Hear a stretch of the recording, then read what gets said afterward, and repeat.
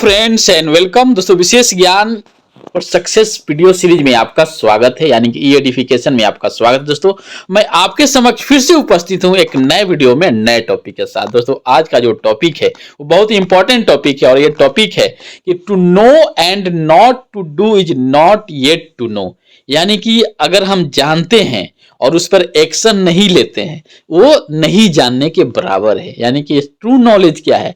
True knowledge वही है कि जब हम जानते हुए उस नॉलेज का इस्तेमाल करते हैं, उस पर एक्शन लेते हैं। तो दोस्तों, इसी टॉपिक से रिलेटेड है और इस वीडियो में हम डिस्कस करने जा रहे हैं कि ट्रू नॉलेज वही होता है कि जिस पर एक्शन लिया जाता है। अगर एक्शन नहीं लेते हैं तो उस नॉलेज का कोई मतलब नहीं है। तो क्या तरीका है, क्या टेक्निक है, क्या वैसे तथ्य हैं जिसको हम फॉलो करें तो हम जानते हुए चीजों पर एक्शन लेकर हम अपने लाइफ को एक सक्सेसफुल लाइफ बना सकते हैं। तो आइए, पहला पॉइंट ये है कि जानना क्या आप समझते हैं? टू नो का मतलब क्या है? टू नो यानी कि डेफिनेशन ऑफ टू नो बोले, हम जानने या नॉलेज लेने की बात बोले, उसको हम तीन तरह से परिभाषित कर सकते हैं। पहला है कॉग्निटिव अंडरस्टैंडिंग, सेकंड है पर्सनल एक्सपीरियंस और थर्ड है इंटरप्रिटेशन। यानी कि हम तीन चीजों के माध्यम से किसी चीज को हम समझते हैं। पहला क्या है? कॉग्निटिव अंडरस्टैंडिंग है। कॉग्निटिव अंडरस्टैंडिंग का मतलब क्या है कि जो फैक्चुअल इंफॉर्मेशन है उसको हम एक्वायर करते हैं। इन पर्सनल एक्सपीरियंस क्या होता है? पर्सनल एक्सपीरियंस ये होता है कि उस चीजों को हम जानते हुए उसके साथ एक्सपीरियंस करते हैं, तब इन चीजों को समझते हैं कि ये चीजों के पीछे का राज क्या है, ये क्या है, इसका ज्ञान क्या है। थर्ड होता है इंटरप्रिटेशन। इंटरप्रिटेशन का मतलब ये होता है जब हम बहुत चीजों को जानते हैं, उसको कोरिलेट करते हैं, उसको इमेजिन करते हैं, तब उसको हम समझते हैं कि हाँ, इसका मतलब ये हो सकता है।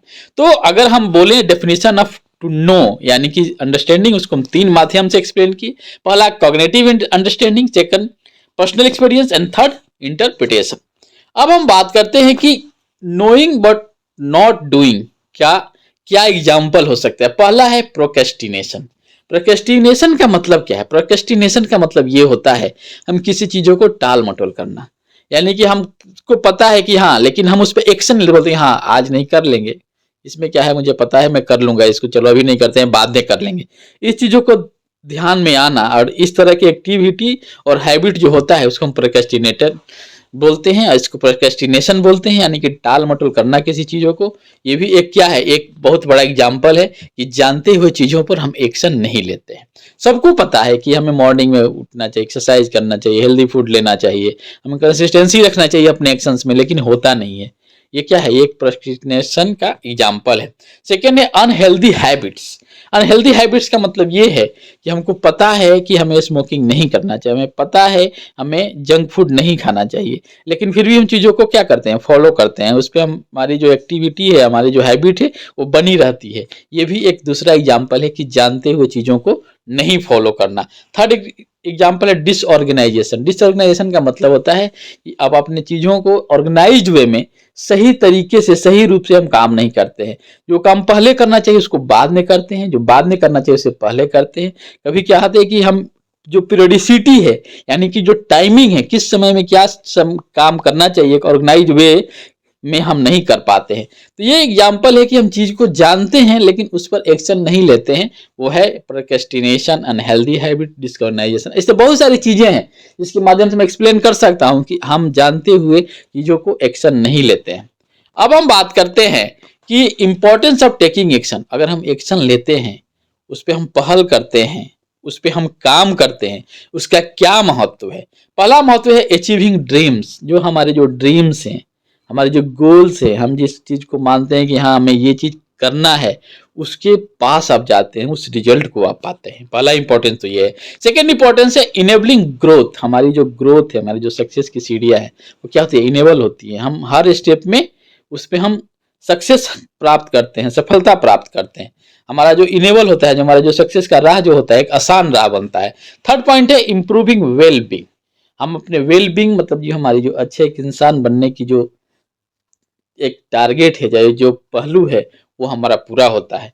तो कहने का मतलब ये है कि अगर हम समय से चीजों पर एक्शन लेते हैं, जानते हुए कि हमें ये चीज करना चाहिए और ये सही समय है, ये सही टाइम है, ये सही तरीका है, ये सही काम है, उस पर हम काम करते हैं, तो हमें कई चीजों में उसकी फायदा मिलता है।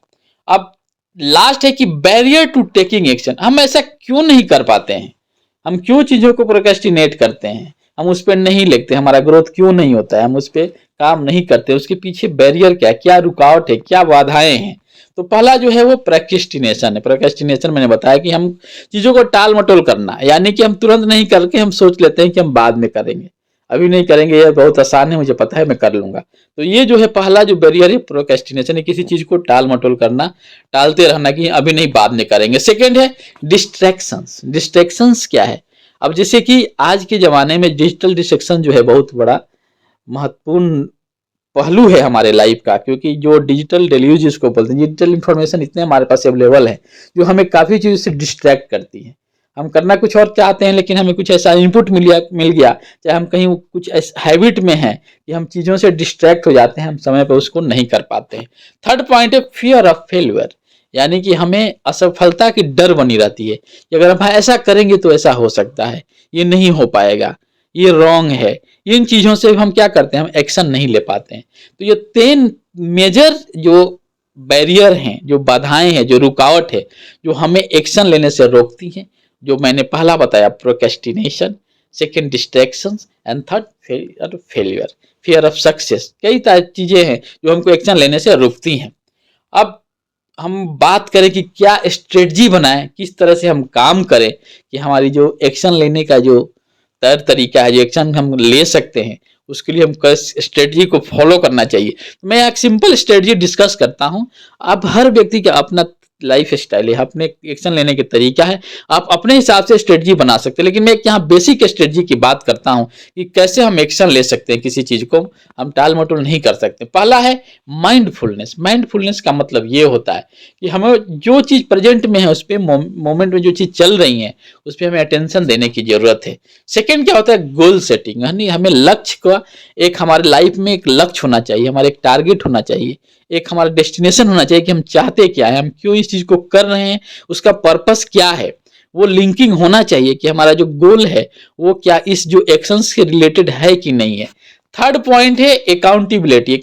अकाउंटेबिलिटी का मतलब ये होता है कि अगर हम कोई काम कर रहे हैं तो उसका मेजरमेंट है कि नहीं, कि वो जो काम किया उसका कुछ इफेक्टिव आउटपुट आया कि नहीं, उसको किसी न किसी तरीके से हमको मेजर करना चाहिए।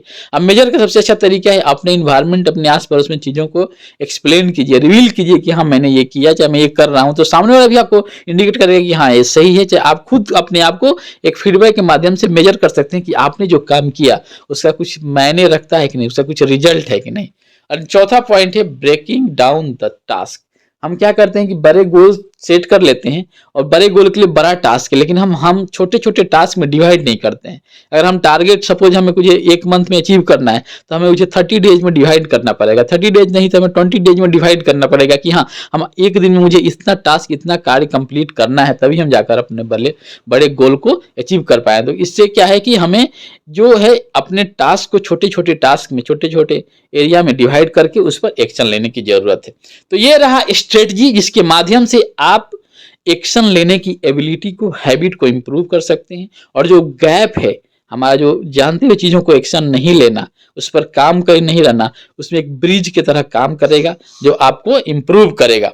अब हम बात करते हैं, कंक्लूड करते हैं इस वीडियो का कि इस वीडियो का कंक्लूजन क्या हो सकता है, क्या क्या टेक अवेज है जो मैंने एक्सप्लेन किया। पहला ये है टेक एक्शन, हमें एक्शन लेने की जरूरत नहीं। Recognise the importance of doing, not just knowing. Knowing से हमें डूइंग के फॉर्म में जाना पड़ेगा। ठीक, स्टे कमिटेड, हमें कमिटेड रहना पड़ेगा। सातवां है, तीसरा नंबर है सी द बिग पिक्चर, हमें बिग बड़ा गोल देखने की जरूरत है। दोस्तों मैं आशा करता हूँ ये वीडियो जो है आपको कहीं ना कहीं किस भी फॉर्म में नॉलेज प्राप्त करता है। इसको लाइक कीजिए, सब्सक्राइब कीजिए और फिर मिलते हैं आपसे नई वीडियो में नए टॉपिक के साथ। Thank you.